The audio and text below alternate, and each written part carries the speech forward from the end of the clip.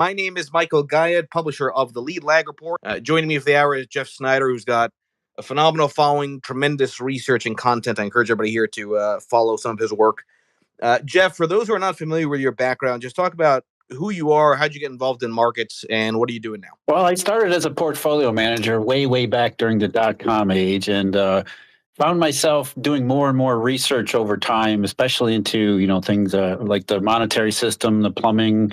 That's where my familiarity with the Eurodollar came from, and over the last quarter century, I've sort of migrated from portfolio management into research more exclusively, just trying to make sense of what the hell's going on here and what's going on with the financial system, how it all fits together, how it all puts together, and everything that happens that you kind of wonder what that was. What is Wall Street up to? What are the banks doing?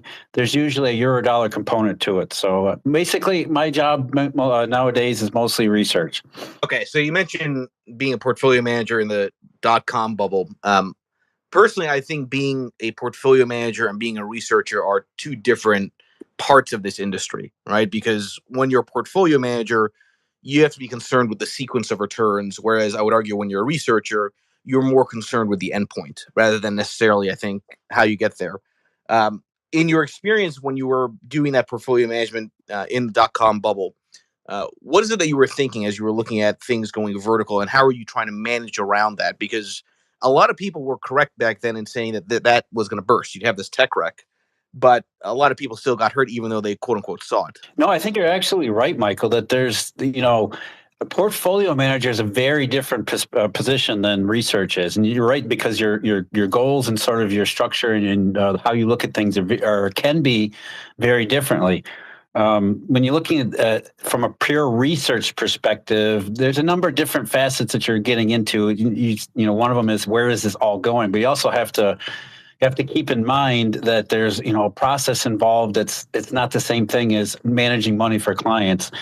And so it's a completely different animal. And I think in some ways it doesn't have to be separate, but it might need to be a completely different kind of a department, with some certainly a different mindset in your own mind when you're doing research versus during portfolio management. And back in the dot-com age, as more of a portfolio manager and, equity research and things like that, it was really, what struck me most is the fact that most people in either research or portfolio management didn't really have a whole lot of interest in trying to figure out what was going on. Everybody was just making money, and it was sort of like, there's all this other stuff going on behind the scenes that seems like it needs to be uncovered, needs to be talked about. And many people in the financial services industry, yeah, you're right, there are a few people who said this is a bubble, it's going to collapse, but fewer still were interested in, where was this actually coming from? What was it doing? I think most people were just happy with the fact that stocks were going up all the time, and it almost didn't matter what you bought, that nobody wanted to spoil the illusion. And so for me, as a young portfolio manager and equity researcher, that was sort of an eye-opening experience where I thought, well, I might need to do more of this myself rather than leave it up to maybe the rest of everybody else just looking for answers. Right, and that's kind of like that saying that you dance until the music stops, right? But the problem is, by the time the music stops, it's probably already too late, and that's the dilemma when you're a portfolio manager, right? That you've got to be able to manage the unknowable. Even though it could be coming, the timing is what makes it so challenging.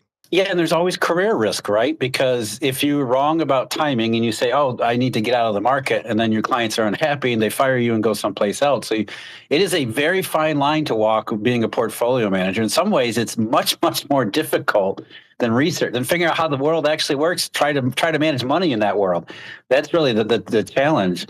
And you're right, it's one of those things where you have to be very careful about both upside as well as downside, because the market, as you know, the market will just go in one direction, and then you think you've got it all clocked, you've got it all figured out, and then boom, it does something completely different. So it is it's a very difficult job trying to manage money, especially in the economic and financial climate that we're in right now, which makes it incredibly challenging. Okay, so I'm glad you say it, because that's a good sort of pivot a little bit to a discussion around process in the context of what we're living through now. Now, you've been in the business for a while, so for years, people have said 60-40 is dead.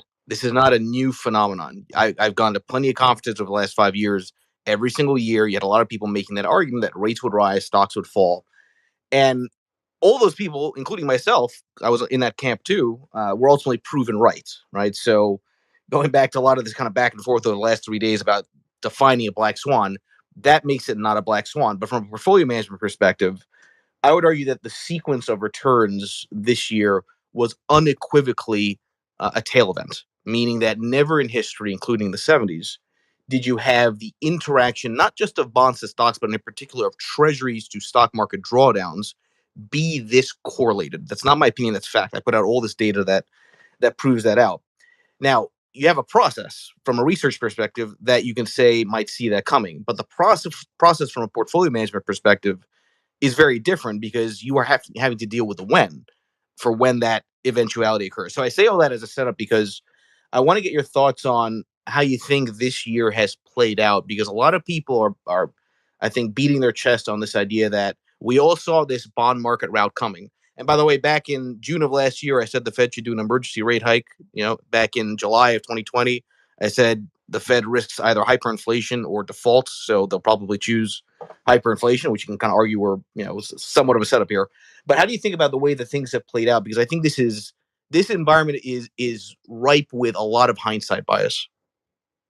No, quite, but isn't that always the case? But I feel like more so now because I feel like yeah. But I say it more so now because I feel like a lot of people have been banging on bonds because of negative real rates, justifiably so, for a while, but nobody really addressed the way that it would play out. Right? And again, from a portfolio management perspective, that's all that matters. Yeah, you're right, because people have been saying the treasury market's going to crash ever since the first QE in 2009. Exactly. I mean, so yeah, I mean, they said the same thing about inflation too, or consumer prices, that QE was going to unleash the inflationary monster, and all of a sudden in 2021, it finally seemed as if all those things finally came together.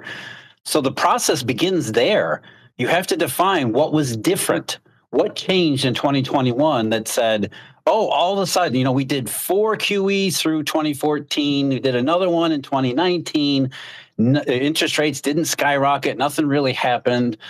Consumer prices didn't accelerate. So what was different about 2021 as compared to those episodes? Because QE wasn't different. I mean, it was a bigger number, but it was still the same thing. And so that's really where the process needs to begin, figure out what was it that actually changed. And when you look inside the actual, it's certainly from a monetary perspective or the treasury market perspective or whatever, it isn't that, in my opinion, it isn't that inflation changed. It was simply the COVID pandemic and the supply shock that it unleashed.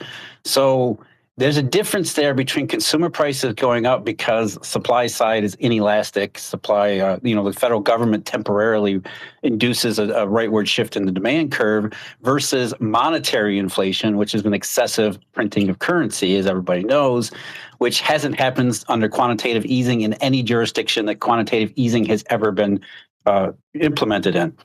So if the only thing that changed was a supply shock related to the pandemic, which I think is pretty much the case, then that means that consumer prices are not going to continue to accelerate forever because there's no money behind it. Instead, consumer prices come with an expiration date. And I think that's what the process is, for my process, is over the second half of this year, and why we're seeing recession probabilities not just rise, but I think we might even be in a recession currently. That takes kind of the Fed out of it. That changes the calculus of not just bond market, but investing entirely over the next little while. Not just this year, but into next year. So if it's stocks down and bonds down in the first half of this year, it might just be stocks down, bonds up in the second. Okay. So good. This is because I think you and I think similarly in that. And by the way, and this is kind of my point. It's like in the 70s, both stocks and bonds both lost money. But again, there were these pulses where bonds did well before ultimately making lower lows, higher yields as stocks themselves inevitably went down. You could have had the last 6 months a situation where bonds all broke down in one single month, stabilized, and then stocks fell down, right? My contention from a portfolio management perspective is that it's the way that it played out week to week that was beyond abnormal. Now, let's go with this point about the second half and maybe the return of, let's call it, risk on, risk off dynamics, where you have another pulse lower in equities, but maybe treasuries in particular go back to how they used to behave as a safe haven play. that would suggest that there's a disinflation deflation pulse that's returning to the marketplace, because historically these kind of risk on risk off inverse relationships happen because of a reassessment of the inflation narrative, at least for a moment in time. That's why volatility tends to pick up. So why do you think that that dynamic might come back in the next 6 months? And should the concern really be more around disinflation deflation? Because as much as Powell has said they don't quite, they're only now understanding how little they know about inflation, I'd argue they're only now understanding how little they understand of deflation. Yeah, that's absolutely the case. And I would say, look, as far as the bond market is concerned, growth and inflation expectations didn't really change all that much, no matter how high the CPIs went. You look at the shape of the yield curve; it had stayed flat and actually got flatter in the middle of last year. While CPIs were accelerating, the yield curve shape told you that deflationary, disinflationary risk was rising the entire time, and it took a really serious tumble around October. In fact, you see October, you see the curves all change. It wasn't just treasuries, see Eurodollar futures, interest rate swaps. The entire market said from last October forward that disinflation, deflationary risks were rising all the time. And then, of course, it took a big jump in March when gas prices spiked. And I would argue that what happened with interest rates is mostly at the front end, where the Fed kind of what they call changed its reaction function. And they're very public about this, saying that, the Fed is supposed to have a dual mandate of inflation and employment. Well, since gasoline prices got out of hand and everybody started talking about CPIs, the Fed is now a one-trick pony where they only care about the CPI. And you see that priced into every single one of the curves too, not just treasuries, but also Eurodollar futures and everything else, where the front end of those curves are very steep. Nominally, they've gone much higher than they were in the part of last year, but the back ends didn't ever change. No matter how much the Fed reaction function, so-called, kept getting priced into the market in the front end, the back end was pretty resolute, pretty certain, especially Eurodollar futures over the last several months, that disinflation, deflation was going to be the inevitable result. Nothing is ever 100%, it's never inevitable. But the way the curves have behaved, especially recently, it's pretty damn near certain the way that the market is pricing this deflationary pulse is probably the best way to look at it, because it's not just the United States, it's a global phenomenon.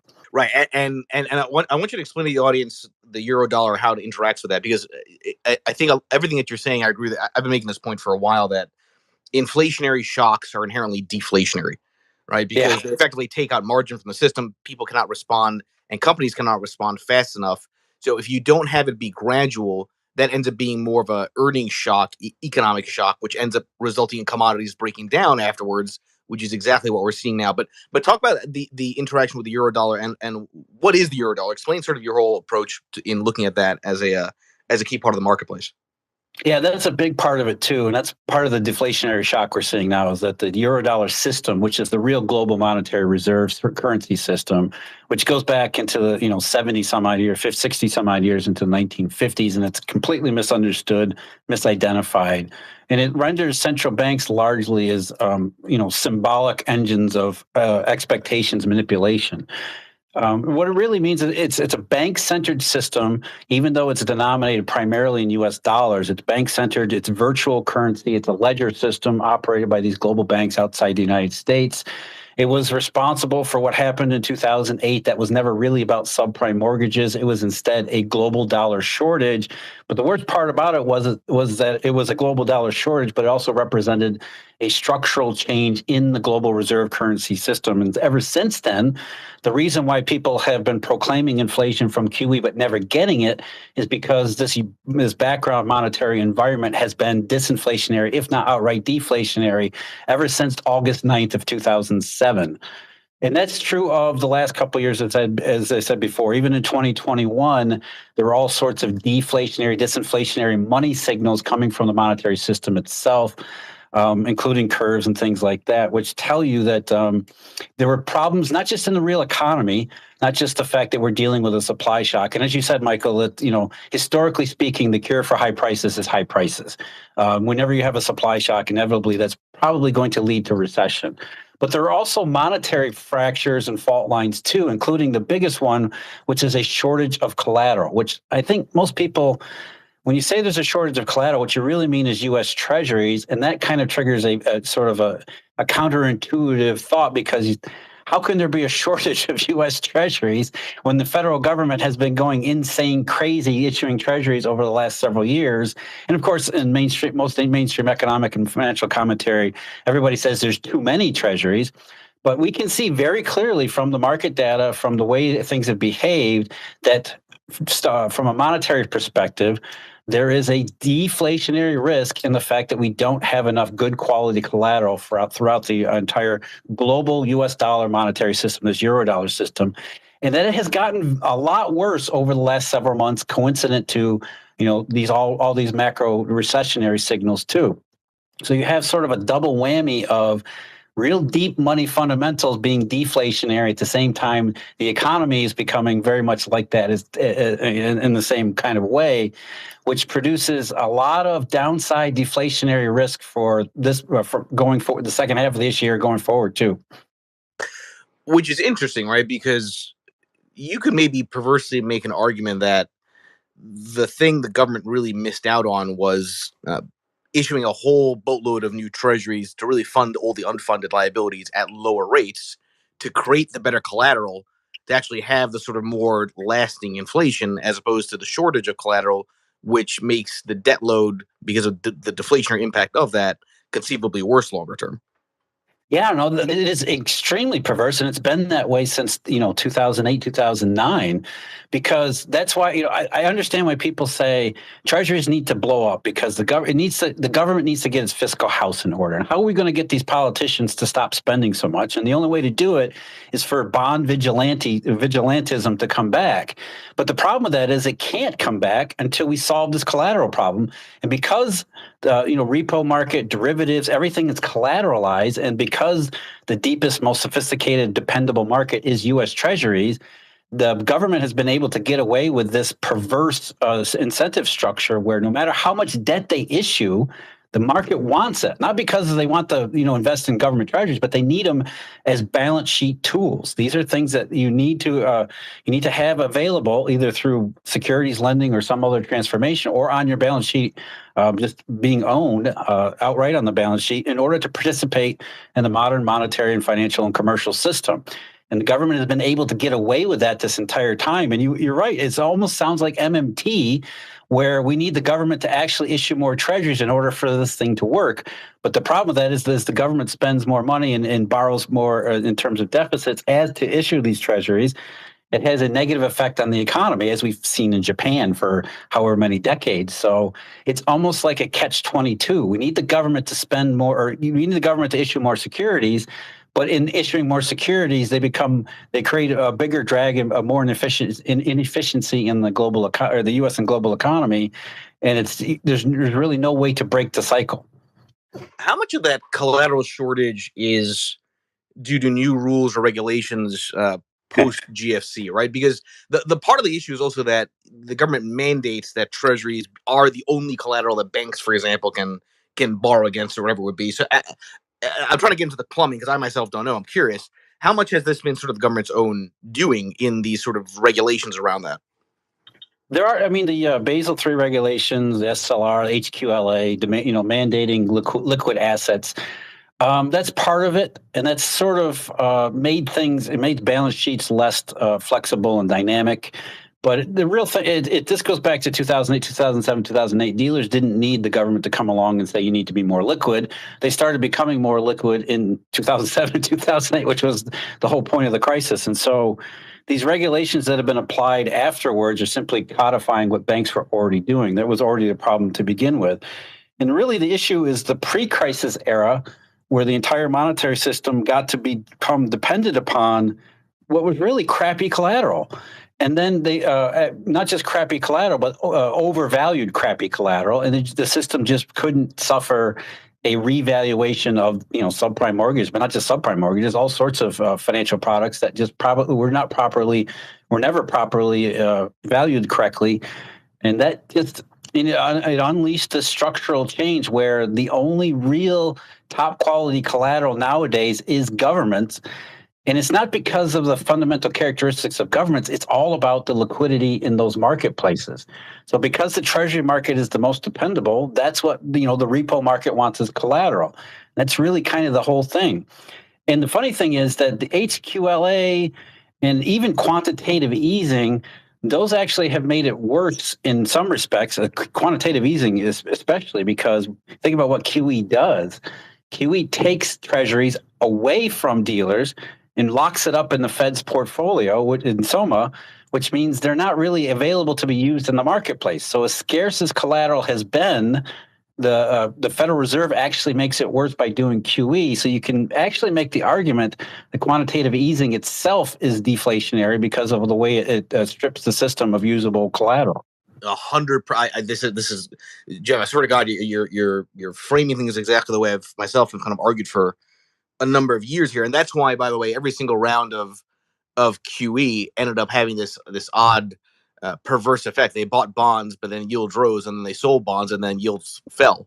Right, every time they try to get out of the balance sheet game, because the perception is around that it's only inflationary for financial assets, but not really for the real economy.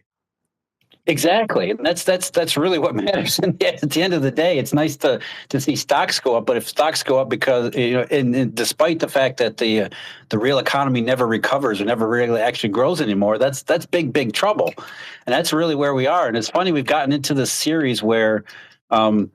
The economy will kind of start to recover. The monetary system will kind of look like it's starting to recover a little bit, these reflationary episodes, but it never lasts. And usually one of the triggers for it to not last and, for the system to go the other way, to see yields start to fall again, to see deflationary probabilities start to rise across markets, it usually is collateral. There's usually some kind of collateral trigger where you can identify that, there's just not enough in the system, and the way that the system tries to supply collateral that isn't there leads to these almost pro-cyclical effects where collateral shortages are necessarily become worse over time. And part of that has to do with the fact that the way the monetary system actually works is, it's not just a fractional reserve system. There's fractional reserve lending in collateral itself, securities lending, collateral transformations, where during these sort of risk-taking periods like 2017, for example, or to some extent 2020 and 2021, what happens is you see a lot of dealers, and you see a lot of collateral redistributors will accept more junk, crappy quality collateral because they become more optimistic. And so that sort of infects the entire monetary system with this junk. And it's almost like embedding a self-destruct mechanism, because as soon as the system becomes a little more risk averse, then you're right back in the same situation where you have too much junk quality collateral and not enough good quality collateral.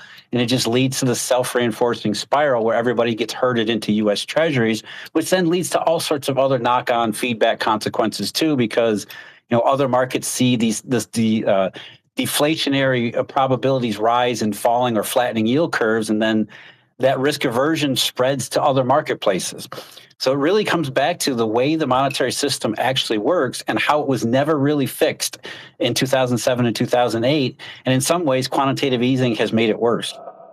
Yeah, it's interesting, isn't it? Because there does seem to be something different there. And I think I would argue, Eric, that at least in my view, that a lot of what's going on in the higher grade corporate sector is all about rate risk, especially as it pertains, the Fed function and everything else, front end of the curve, building off of that dynamic. And that there's sort of a liquidity premium built into the higher grade corporates that have sort of sheltered the spreads compared to some of the other spreads. When you look at the high yield spreads, some of those are higher than they were in 2018 and starting to look more like 2015 and 2016, which really goes to show you the bifurcation in the corporate market, which is, again, I think part of it has to do with this collateral issue where a lot of junk corporates are in the collateral stream. They're being used in the marketplace in that respect. And the market right now, the first half of this year, is sort of sorting good collateral from bad collateral, or at least the collateral that isn't going to be revaluated or downgraded or become some sort of non-negotiable use. And that's really why the junk corporate spreads have moved a lot more than I think the high grade. But I think over time, as the system continues to reevaluate the repo market in particular, and derivatives to some extent too, but as these collateral chains start to collapse in on themselves, I think you'll see spreads widen for many of the corporate bond tiers, except for the highest tiers, just because there's a lot of credit risk, as well as now you're going to add liquidity risk on top of it. It's just a double whammy. That's a possibility, but I would say that the Fed, quote unquote, pivot is probably this year, not a year down the road. So these events are probably on an accelerated schedule. At least that's what the market is saying. And it's interesting. Do you think that that corporate bonds, especially the higher grade stuff, have already suffered the losses they're going to suffer? That's a possibility, of course. I mean, I think that when bond yields start to fall and bond prices in the treasury market start to go up, that'll definitely be the same for the highest grade corporates. The question is whether or not the liquidity remains there across the rest of the corporate market, that's where I'm a little bit suspicious because of what's happened so far in the high yield market, that liquidity has dried up a lot, especially in the Eurobond market where it's suspect. And I don't think it'll take a whole lot for that to start to seep down and creep into even some of the not quite high yield, but the lower higher quality corporate bond market segment too. So you have a confluence of potential risk. And I think the other thing is we have to keep in mind that I don't think people are prepared for this to happen this year, even though the markets are saying, yeah, that there's a good probability that the Fed stops hiking rates after September and starts cutting them. I think that's going to be an enormous sentimental shock as well, where people maybe just start, portfolio managers start reassessing the repo market, just starts reassessing everything all at once.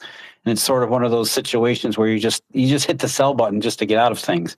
There could be that kind of disorderly selling, disorderly dismantling of these collateral chains in particular, where liquidity does become a real big factor in setting all sorts of prices across all sorts of asset classes.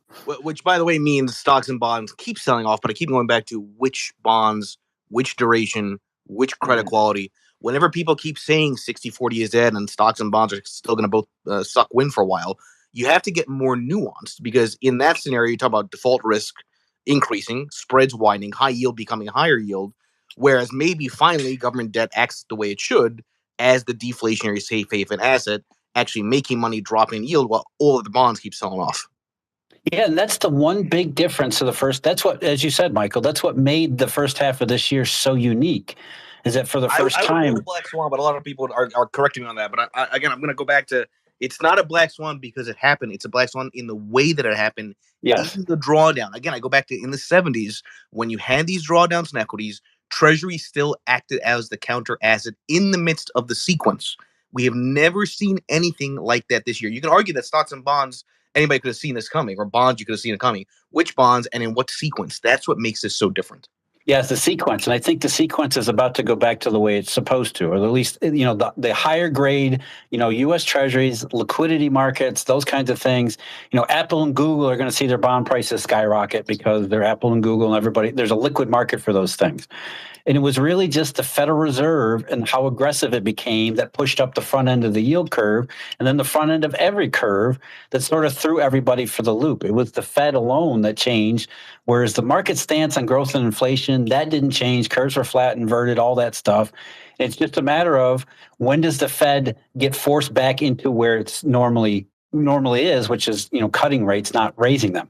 And that's where I think the Eurodollar futures in particular sends such a powerful signal, because as inverted as it is, which is incredible, especially over the last couple of weeks, how much it's changed and where it's inverted, the market thinks the Fed is pretty much done. And if the Fed is close to done, maybe there's another rate hike in June and another one in July. We'll see about September. But if the Fed, as soon as the market smells that the Fed is getting closer to being done and getting closer to rate hikes, then you're going to see the rally in nominal prices across a lot of the higher quality stuff. But you're absolutely right, Michael. That doesn't extend to the entire quote unquote bond market. It only extends to those markets that exhibit the best liquidity characteristics, because that's what becomes prioritized in any of these deflationary pulses. It's liquidity above everything else. And if there is no liquidity in the triple B segment, for example, then that's a place that's going to get hit pretty hard. I have to tell you, Jeff, real quick. I hope you are right selfishly, because I've been hoping myself, and people say hope's not a strategy, but when you're a portfolio manager, you have a process, you do have to hope that the cycle comes to your process. This idea that these flight to safety trades do happen. I put out a chart earlier that shows if you look at treasuries relative to the S&P, you can see it correlates very highly to the VIX because it's trying to play off of tail high volatility junctures. If you do go back to that normalcy, I hope selfishly, as somebody who's got skin in the game like you, I hope that happens because at least I have a chance to come back. Because if you're in an environment where stocks and bonds and treasuries in particular keep correlating like this, it's brutal to try to manage through.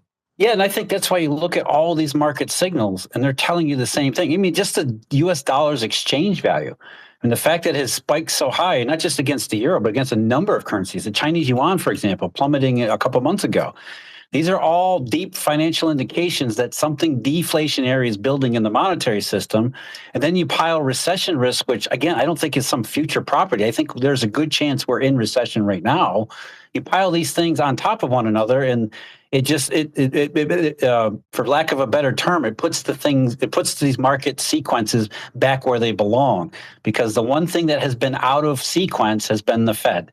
And that's the front end of the curve.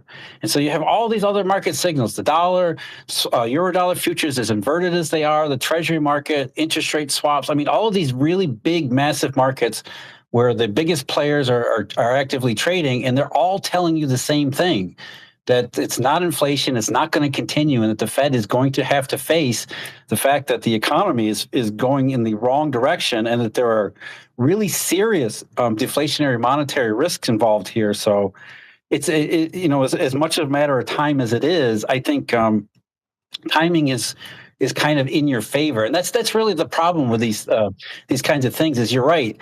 You want these things to work out because you're positioned for them, but like when they call it a bull steepener in the treasury market. Well, it's bullish for people who are holding treasuries as the rest of the world falls apart, and that's really the really downside here. Is that beyond just simply investment fundamentals and investment considerations, there's nothing good here. This is all really bad, and it's going to work out, at a worst possible time where we still haven't recovered from 2020, and to go into a recession, maybe even a nasty recession. If these curves are right, this is not going to be just a mild .com kind of thing. To pile this recession on top of another one, it's frightening in one sense. Yeah, you never see something like that. I mean, just Friday, for example, you saw the long dated contracts in the morning session when everybody was panicking. The longer dated contracts were up almost 30 basis, but you never see moves like that, which is one of the key signals, I think, tells us that we're closer to, quote unquote, it happening than maybe people are ready to assess. I think, the public by and large has kind of settled in on the idea that there's probably going to be a recession. Policymakers, politicians, central bankers, they're all going to be in denial till the very end. But I think the public has kind of said, yeah, there's something not right here. And I think the surprise for everybody is maybe how nasty it gets, and maybe even how prolonged it could be because of the way these markets have moved. And again, you're right, June 14th was the absolute peak because the markets sort of reassessed the Fed's quote-unquote reaction function in the light of, first, the European Union cutting themselves off of Russian oil and what that was going to do to oil prices potentially. And then second was the shock of the, the May CPI, which accelerated when it was supposed to decelerate. And so there was sort of a Fed panic in the first part of June, going back to the last part of May, that in some sense has sort of corrected itself. But that goes to show you that there's this bifurcation, as Michael is saying, the sequences are all off, which has created a lot of uncertainty because people don't really know what to do and how to frame this kind of environment. It's really difficult in one sense because you see consumer prices going one way, the Fed doing something it hasn't done in 30 years. But in the other sense, we've seen all this stuff before, and we know how it plays out in this disinflationary, deflationary inevitable consequence. So it's really more about timing in my mind, and that's why the markets are sending these signals that are saying, maybe it's not so much about timing anymore. It's more about how bad is this going to get. By the way, I think June 14 is when also 30-year yields topped. I mean, I'm just looking at TLT as a proxy. That was the low. As you're talking about the the Eurodollar move. And I will say that this is, again, go back to the role of portfolio manager versus research. The challenge is, do you change your process based on what happened the last 6 months because everything is so non-synchronized the way historically it is, or do you simply wait for the reversion? And it sounds to me like you believe the reversion to historical relationships is coming. I certainly hope so too. But it's like I always keep going back to this point that you cannot change an approach. You cannot chase the cycle. The cycle has to come to you, right? And that's the hard part. And that goes back to the original question, right, Michael, where you said, where do we start our process? And for this last cycle, this process began in 2021 when we said, is something fundamentally different this time? And if the answer to that question was yes, then you change your process and look at things differently. But if you continue, for me, it's all about the monetary system, because inflation is money. As Milton Friedman said, inflation is always and everywhere a monetary phenomenon. And so if there wasn't a change, a fundamental shift in the monetary system, a fundamental shift in collateral availability, then it was always just a matter of time. Transitory was the right word. As much as people hate that word because it's now been over a year and it doesn't sound like transitory should apply to a period longer than a couple weeks. As long as your fundamental picture didn't change, as long as the process didn't change last year, it was always going to be transitory, which meant you were going to be susceptible and you were going to be at risk of suffering something like the first half of this year, where you have all of these unique characteristics hitting at the same time, which meant you were outside of where you normally would be, and then you have to just stick to your process and say, did something fundamentally change, even though I'm getting hammered for the first half of this year? And if the answer continues to be no, nothing fundamentally changed, you got to stick to your process. No, I'm glad you said it, because I've made that point many times before. It's like the word transitory was vilified, but the reality is nobody ever defined what transitory was, right? In the context of long cycles, you can argue that 3 years is transitory. Absolutely. Right. But and this is why this whole narrative is so insane to me. It's like everyone made the assumption that the Fed was wrong in saying it was transitory. They could still be right, just they'd never defined it properly, right? And that's why I always go back to narratives you have to be careful of.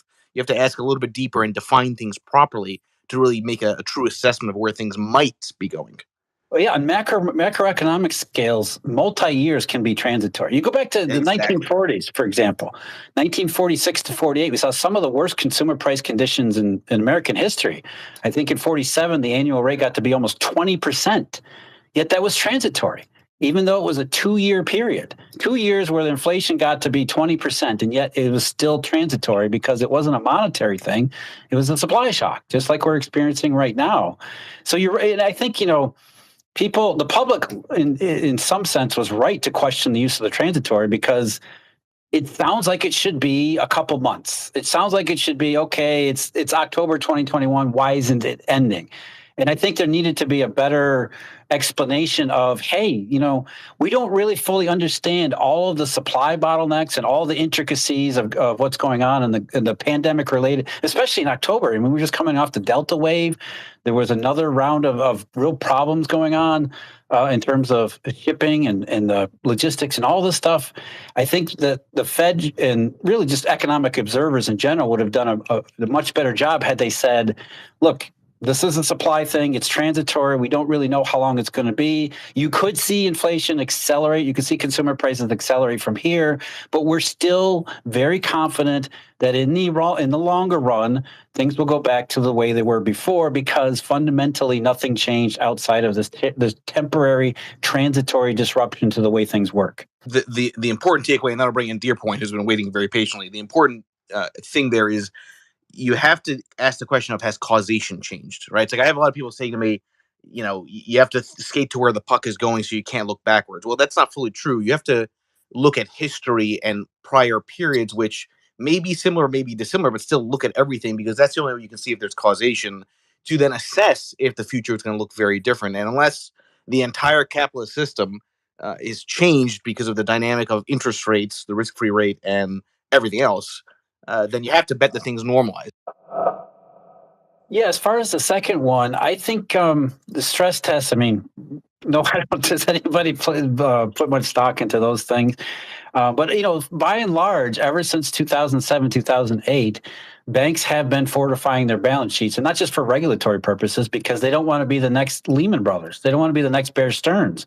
They know the liquidity environment is not what it's been proclaimed to be in the public, certainly not what Janet Yellen said about it being resilient a couple of years ago.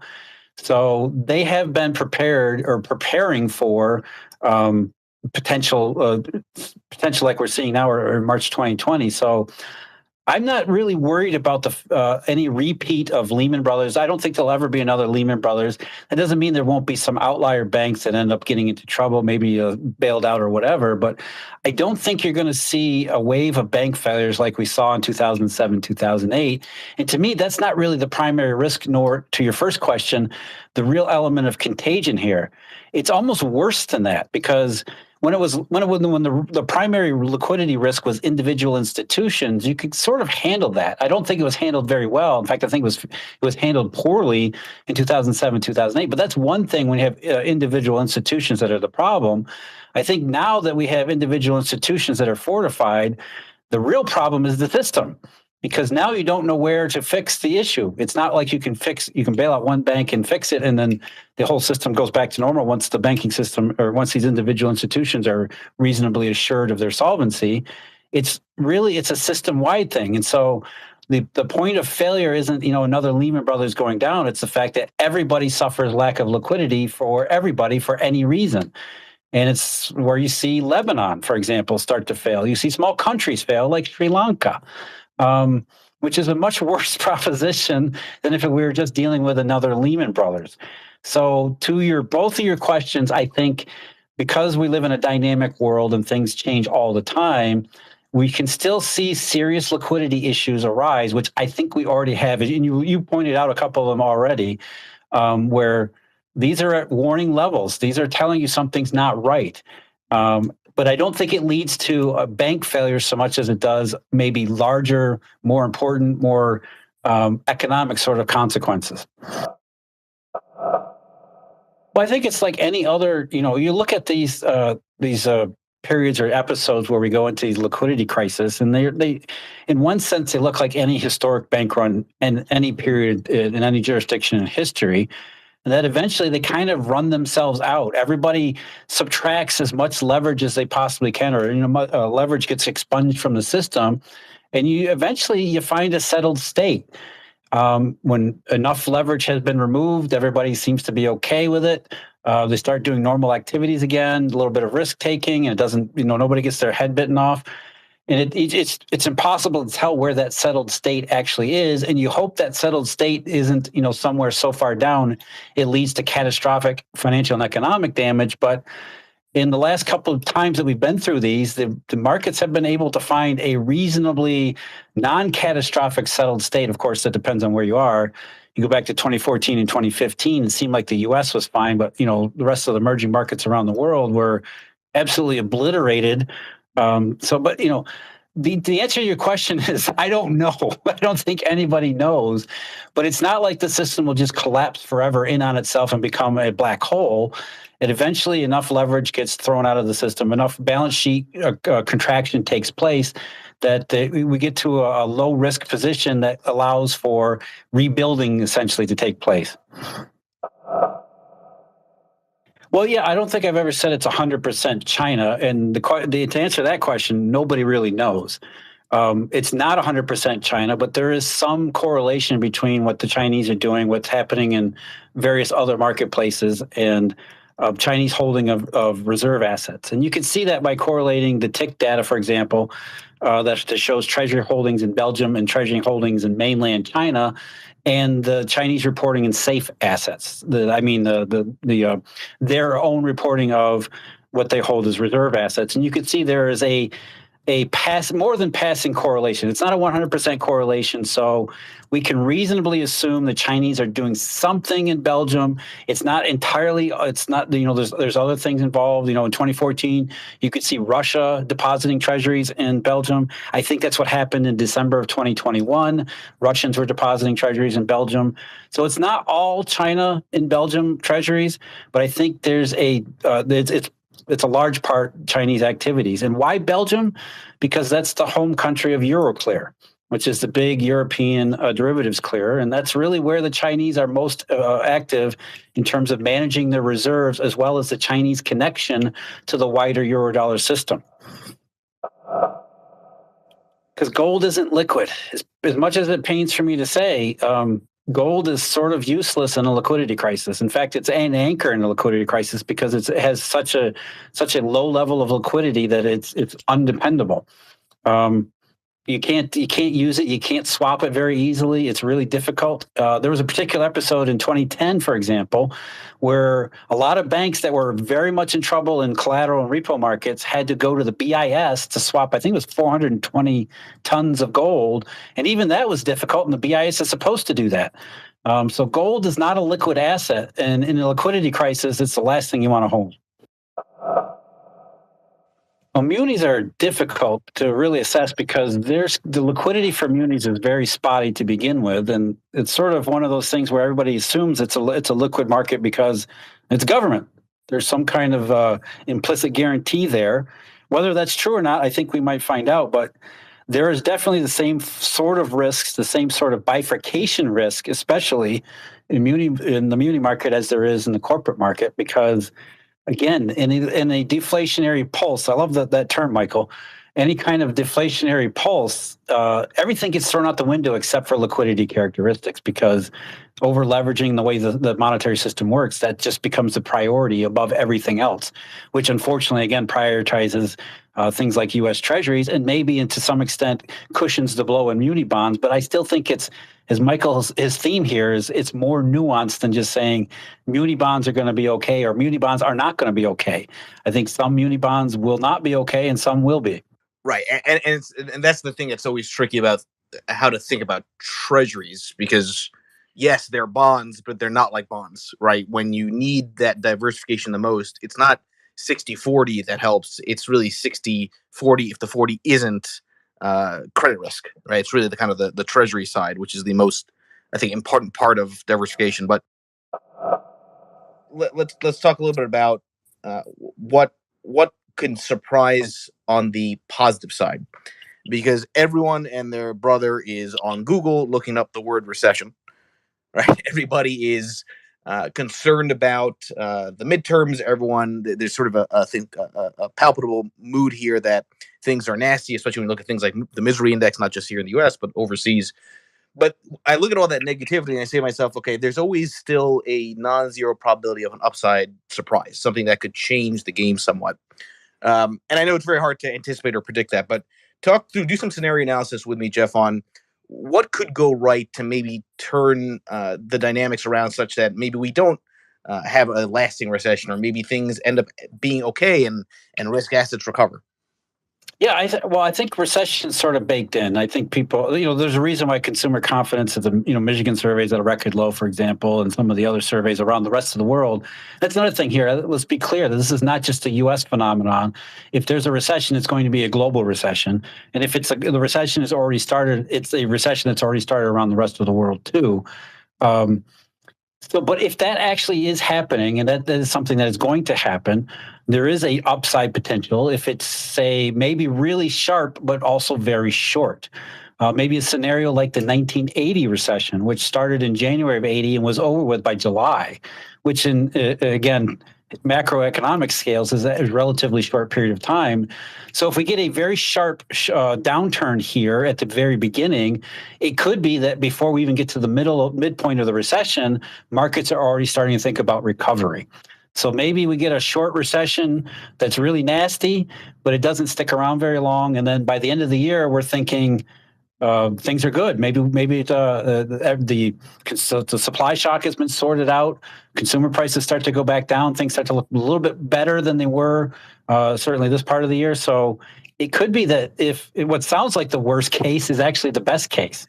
And I'm curious, do you think that since you're big on data versus narratives like I am, do you think this narrative around deglobalization causing higher terminal rates because onshoring means more inflationary pressure, do you think that is too out there in terms of a narrative that it may not play out that way, that we kind of go back to a world where those labor arbitrage dynamics are still in play?